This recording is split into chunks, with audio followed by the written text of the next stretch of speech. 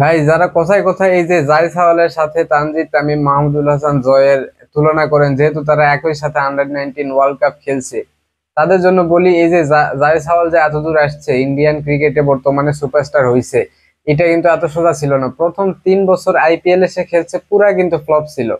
প্রথম বছর 2020-এ আইপিএল খেলছে, ম্যাচ খেলার সুযোগ পাইছে অনলি 3টা, সেখানে রান করছে 40।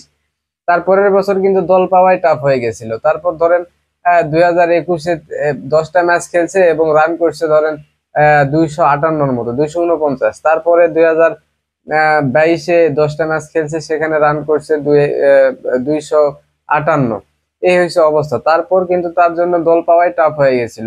এখন এই যে ধরেন আইপিএল এর মতো বড় টুর্নামেন্টে, এত একটা নামি দামি টুর্নামেন্টে 3 বছর খারাপ করার পরে যে আবার সে দল পাইছিল, এখন সেম সেম কাজ যদি বিপিএল এ কেউ করতো টানা 3 বছর, আপনারা বা আমি সবাই আমরা তাকে লর্ড বা নানা কিছু উপাধি দিয়ে তাকে ডাকা শুরু করতাম। ঠিক আছে, এসব কথা বাদ দিলে আসলে ধরেন এই যে বাংলাদেশের মাহমুদুল জয়, তারপরে তানজিদ তামিম কিন্তু প্রথম 2 বছর বিপিএল এ হচ্ছে দলই পায়নি অথচ জায়সওয়াল কিন্তু আইপিএল এর মতো টুর্নামেন্টে আন্ডার 19 খেলার পরে কিন্তু 2020-এ আইপিএল এ দল পাইছিল। এইটা একটা তফাৎ। তার উপর ধরেন 2023 আইপিএল এ গিয়ে সে কিন্তু রান করছে 600-600-র উপর রান করছে, প্লাস সেঞ্চুরি ছিল। তখন তাকে জিজ্ঞেস করা হয়েছিল এত পরিবর্তন হলো কেমনে, তখন সে বলছিল সাঙ্গাকারার সাথে কাজ করছে, প্লাস হচ্ছে তার অধ্যবসায়, প্লাস তার টেকনিক, এইটাই। তারপরে ধরুন অস্ট্রেলিয়ার বিপক্ষে টেস্ট সিরিজের আগে বিরাট কোহলির সাথে একটা পরামর্শ করছিল যে সুপারস্টার হওয়ার আসলে রহস্য কি। সেখানে বিরাট কোহলি বলছিল মানে এই খেলার প্রতি শ্রদ্ধা, সম্মান, ত্যাগ, পরিশ্রম, টেকনিক, এসব আহ, এসব থাকা লাগবে ইত্যাদি, এগুলো বলছিল।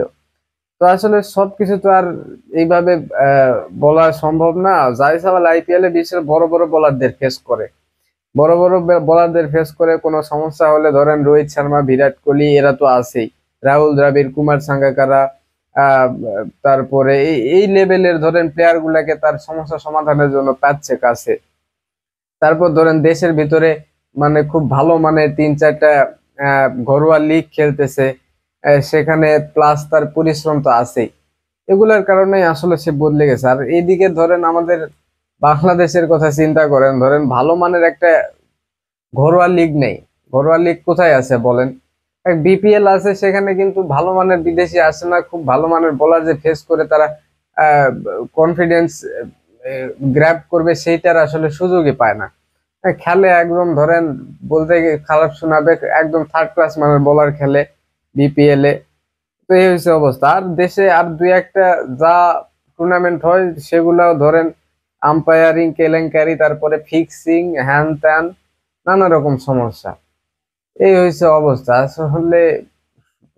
মানে মোট কথা বলতে গেলে দেশের যে ঘরোয়া লিগ, এগুলা যদি যত তাড়াতাড়ি মানসম্পন্ন করা যাবে, বাংলাদেশের ক্রিকেট তত তাড়াতাড়ি উন্নত হবে।